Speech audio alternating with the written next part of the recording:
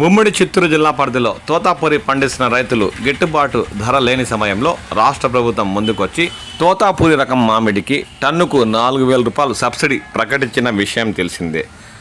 ఇప్పుడు జిల్లాలోని గుజ్జు పరిశ్రమలు తరలించే తోతాపూరి రకం మామిడికే గురువారం నుంచి సబ్సిడీ వర్తిస్తుందని చిత్తూరు జిల్లా మార్కెటింగ్ శాఖ అసిస్టెంట్ డైరెక్టర్ పరమేశ్వరన్ స్పష్టం చేశారు. ఈ మేరకు ఆయన బుధవారం ఒక ప్రకటన విడుదల చేశారు.